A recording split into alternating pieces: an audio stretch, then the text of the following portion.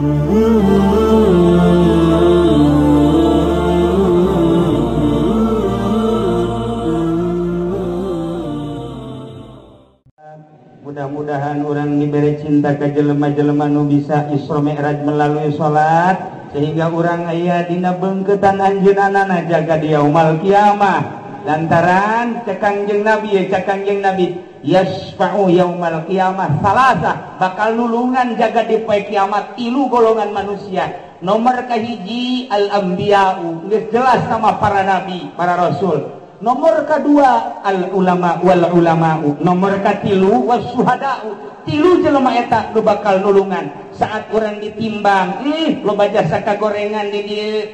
Loba jasa kagorengan begitu ditimbang teh ye cek malaikat deui mah pinarakaeun. Jol Kangjeng Nabi Muhammad nulungan lantaran orang sering maca sholawat. Yo tilok maca sholawat ke Kangjeng Nabi teu wauhun. Padahal orang lamun maca sholawat pak wari sholawat orang jadi malaikat laporan ke Kangjeng Nabi. Waalaikumsalam. Saya abdi sholawat bisa di Pak Camat, camat mana? Camat Pasar Kemis, Pak Asep, pan jore amat teu husu sholawatna. Jore bentukna. Sial cek Pak Asep ya teh bang sial nama. Pak Bambang maca sholawat datang ke ditu pincang sholawatna. Kangjeng Nabi teh isa sholawat isa Pak Bambang pan pincang atuh bari lurak lirik aja ahe nama teu beres Pak Bambang maca sholawat teu beres lamun maca sholawat teu khusuk inget ka dunia inget ka jabatan inget ka awewe datang ka ditu nya jore nya jobet nya pincang barang datang mah ye sholawat sa bagus amat Masuri, aduh matana pakai jahe bae, jore deh bae. Iya saya sholawat di, imah sholawat terus di, ganteng amat nih, ngan letih. Sholawat kurang jadi malaikat kan itu sing hade, dengan tak seringan baca sholawat dilaporkan ke Kangjeng Nabi, ketika orang ditimbang engke, aya kagorengan, aya Kangjeng Nabi. Cak urang teh kok Kangjeng Nabi nulungan abdi pan anjeun umat kula pan abdi di aku sebagai umat pan loba maca sholawat kok tuan loba pan malaikat setiap sholawat jadi malaikat. Nah kemudian laporan ka kaula geus numpuk triliunan malaikat kula leuwih nya Masya Allah nikmat jasa tuh etalah hiji anbiya para rasul. Nomor kedua ulama ieu bisa nyapaatan cak Kangjeng Nabi yasfa'u yaumal qiyamah salasa hiji al-anbiya dua al-ulama nu mana ieu nu bisa nyapaatan apa ulama Golkar ating boro-boro nyapaatan nya geus sapaatan mau bisa tuh apa ulama proposal geus tumpuk jasa di kabupaten lain proposal kos kitu teh teu bagus lain ulama ul akhirat tuh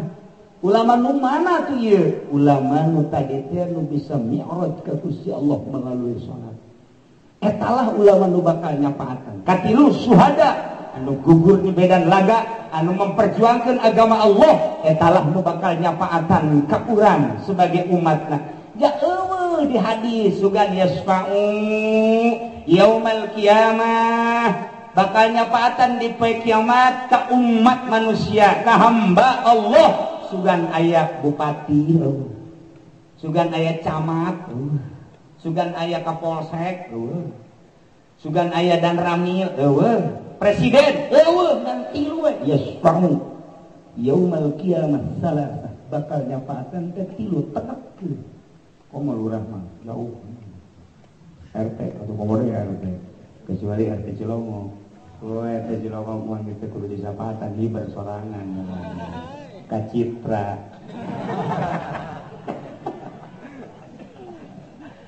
itulah hadirin kaum muslimin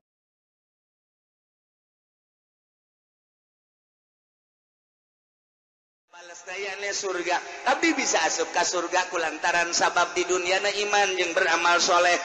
mun lain cacak-cacak Gusti abdi moal kieu wa ma kunna linahtadiya laula an hadanallah abdi sadaya teh moal meunang pituduh mun cacak-cacak ku Gusti Allah abdi henteu dituduhkeun mata hidayah teh mahal.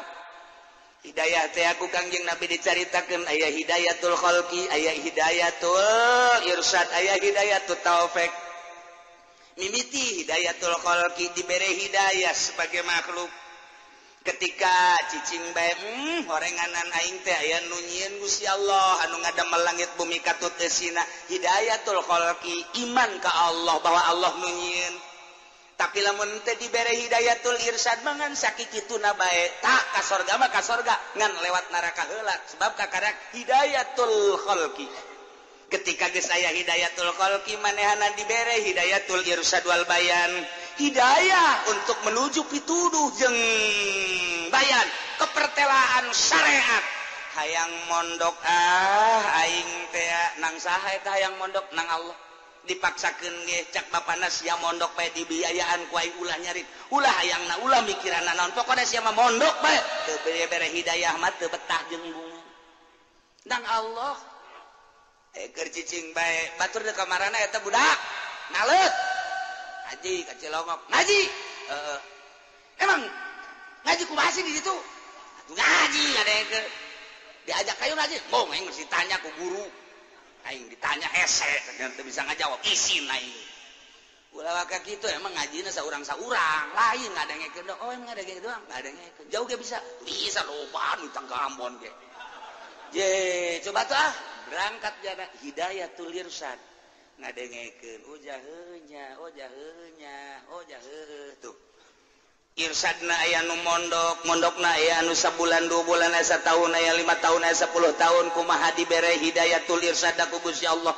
aya nu datang ka paham amil jurumiyah sorop alfiyah bante ku kudu juman terus tafsir undah hadis usul fikih dan lain sebagainya wah hebat sama irsyad ti Gusti Allah teh dek dicalonkeun beureunanan engke di lemburna jang naon kitu ngaranna lampu penerang irsyadna hebat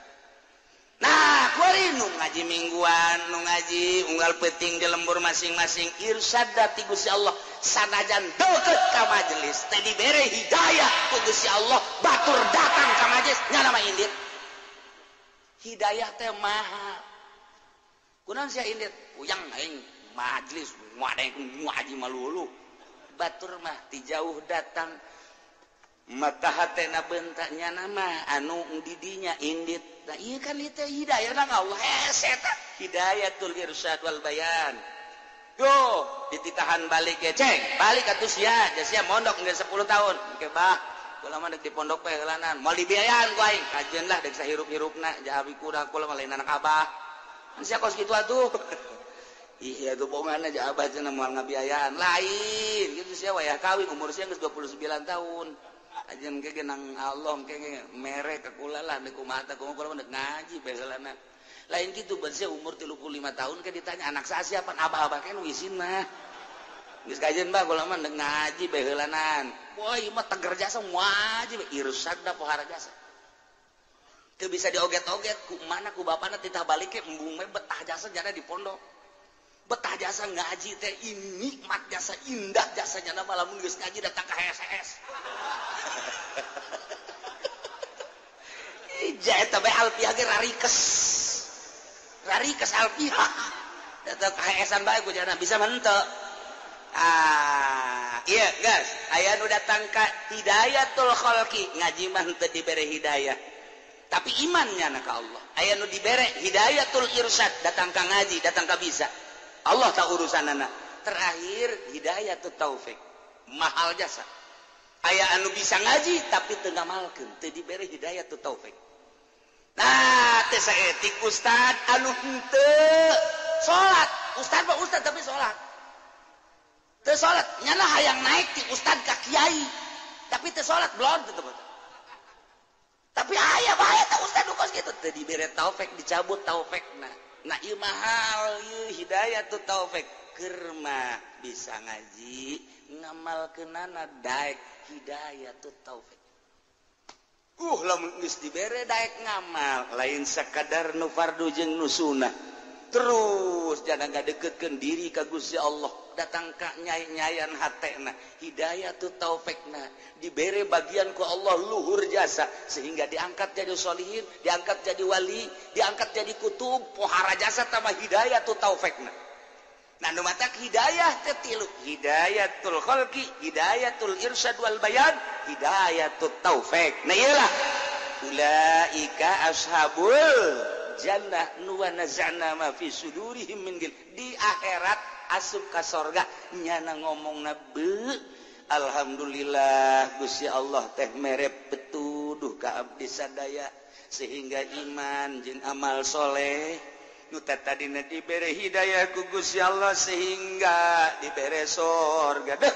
laula an hadanallah wa ma kunna linahtadiya laula an hadanallah cacak-cacak teh dibere hidayah ku Gusti Allah atuh kaula teh meunang moal meunang hidayah geus ulah di aku hidayatul khalqi nang Allah hidayatul irsyad nang Allah hidayatul taufik nang Allah di tengah-tengah kristenisasi anu luar biasa justru di Amerika loba nu asup Islam dibere hidayatul khalqi ku Gusti Allah